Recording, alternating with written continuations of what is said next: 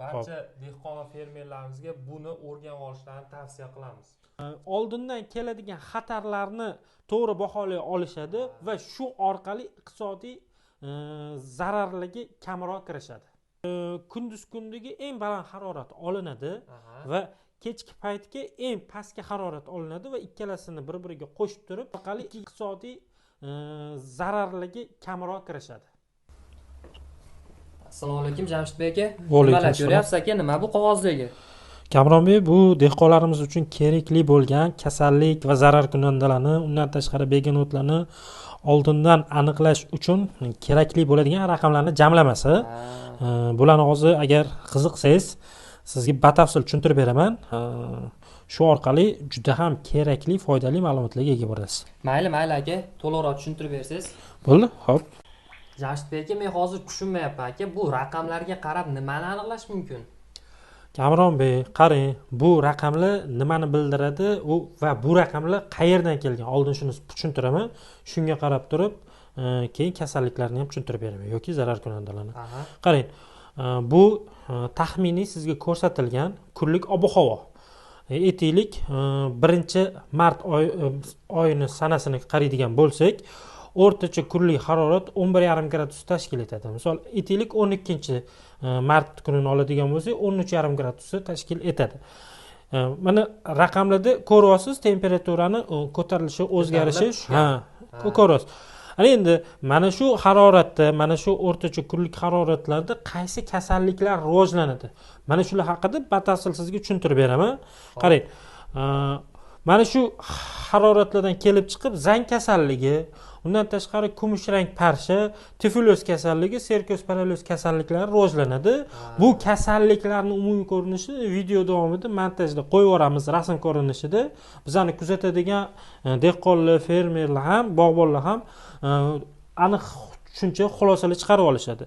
Ana endi qarang, bu shu 11 gradusda, 14 gradusda, 15 gradusda yoki bo'lmasa 17 gradusda qaysi zararkunandalar rivojlanadi deb aytiladigan bo'lsa, ayrim turdagi qalqondorlar rivojlanadi. Qishloqdan chiqadi aniqrog'i. Undan tashqari o'rgimchak kanalar qishloqdan chiqadi va sekin astalik bilan uyg'ongan o'simliklarga zarar keltirishni boshlaydi.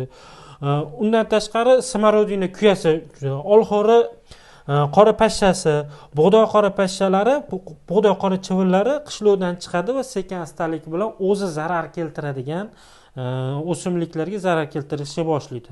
Bular avval qishloqdan chiqqandan keyin tuxum qo'yadi, lichinkalar ko'payadi, lichinkalar bo'lib ko'payadi va shu orqali keyin o'simliklarga zarar keltirishni boshlaydi.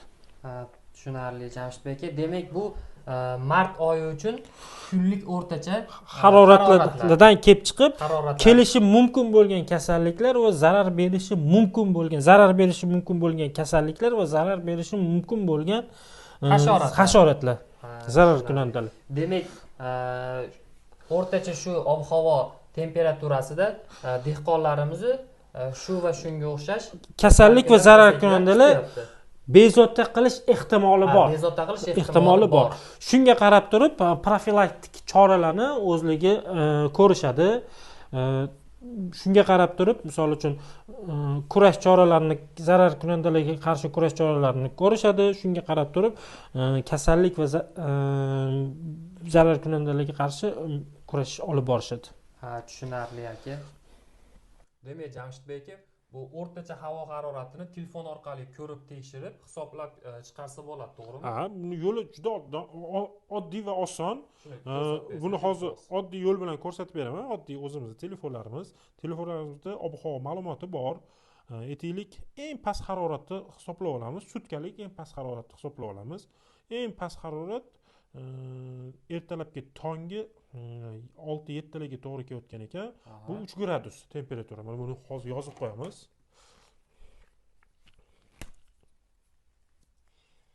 -3 gradus. Bunga qo'shamiz. Endi eng baland haroratni. Bu kunduz kundagi 15:00 va 16:00 ga to'g'ri kelyapti, 17:00 ga to'g'ri kelyapti. Bu 5 gradusni tashkil qilayotgan ekan, 5 gradus.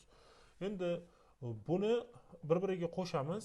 Bu 2 ga teng bo'ladi. Endi mana qarang, ikkita raqamni bir biriga qo'shdik. Buni endi o'rtachasini topish uchun buni bo'lamiz 2 ga. 2 ga bo'lganimizda bu teng bo'ladi 1 ga. Demak, o'rtacha sutkalik harorat 1 ga teng. Endi buni ham xuddi shunaqa yoz oyida ham xuddi shunaqa hisoblanadi, kuz oylarida ham xuddi shunaqa hisoblanadi, bahor oylarida va kunlik belgilab boriladi. Kunlik belgilab borilgandan so'ng oldindan kelishi mumkin bo'lgan kasalliklarni to'g'ri baholay olish mumkin bo'ladi.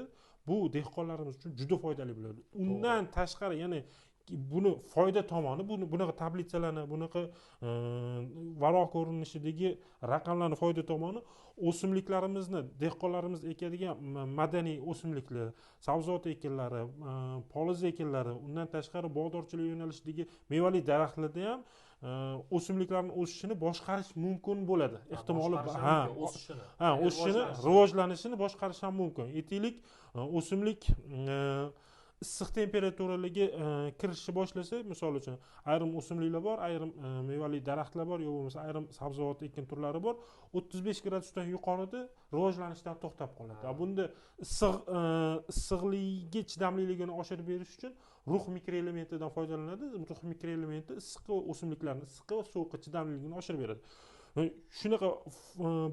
Shunaqa foydali jadvalki dehqonlarimizga dehqonlarimizni oldindan keladigan risklarni to'g'ri baholay bilish va shu orqali cho'ntaklaridagi daromadlarni to'g'ri taqsimlash va iqtisod qilish imkoniyatini beradi. Jamshidbek aka, zo'r narsalar, zo'r ma'lumotlarni o'rgatdingiz aka. Men O'zbekistondagi barcha dehqon fermerlarga buni o'rganib olishlarini tavsiya qilib qolardim aka. Kamron Bey, albatta buni o'rganish shart. Nimaga o'rganiladi? Boy video davomida ham tushuntirib o'tib ketdik.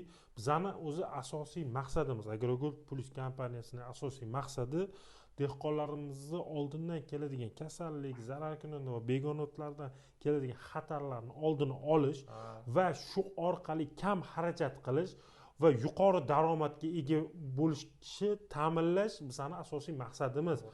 Bizi shu uchun ham mana shunaqa ilmiy faktlarga asoslangan video ma'lumotlarni dehqonlarimizga taqdim qilyapmiz. Oldindan keladigan xatarlarni to'g'ri baholay olishadi va shu orqali iqtisodiy zararlarga kamroq kirishadi. Jamshidbek aka, endi bu yerdagi o'rtacha havo haroratlarini, o'rtacha berilgan havo haroratlarini dehqon va fermerlarimizga hisob kitob qilishni o'rgatib qo'ysiz. Bo'ldi, buni yo'li oson, juda ham oson. Aytaylik, kunduz kundagi eng baland harorat olinadi va kechki paytga eng pastki harorat olinadi va ikkalasini bir-biriga qo'shib turib 2 ga bo'linsa o'rtacha sutkalik harorat kelib chiqadi. Buni oddiy telefonda ob-havo ma'lumotlaridan ko'rib kundalik kuzatib borsa ham bo'ladi va shularni kunlik yozib borish kerak bo'ladi. Kunlik yozib borish orqali ularda raqamlar jamlamasi hosil bo'ladi va mana shu raqamlar jamlamasidan kelib chiqib kasallik va zararkunandalar, shu orqali undan tashqari yana begona o'tlarni chiqishini ham prognoz qilsa bo'ladi. Oldindan misol uchun aniqlasa bo'ladi. Oldindan aniqlash ehtimoli bor. Ya'ni ekin maydonida qanday yovvoyi begona o'tlar, zararkunandalar va kasalliklarni oldindan kelishini, xavflarini to'g'ri baholay olish imkoniyatiga ega bo'lishadi. Demak, Jamshidbek aka, agar bizni fermerlarimiz, dehqonlarimiz ushbu ob-havo tablitsasiga ko'ra oldindan keladigan ularga xavf-xatar, ya'ni kasalliklar va zararkunanda hasharotlarni oldindan bilib, ularga oldindan tayyorgarlik ko'rsa bo'lar ekan. Xuddi shunaqa. Qarang, bu raqamlar nimani bildiradi? Bu raqamlar dalaga qachon chiqib, dalaning holatini o'rganish. Shu kasalligimiz bormi? Tifolos kasalligi bormi ekin maydonimizda?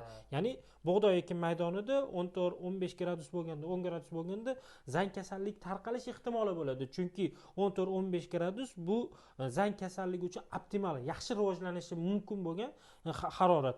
Shu orqali kasallik simptomlarini aniqlash mumkin bo'ladi va tezda kurash choralarini ko'rish mumkin bo'ladi.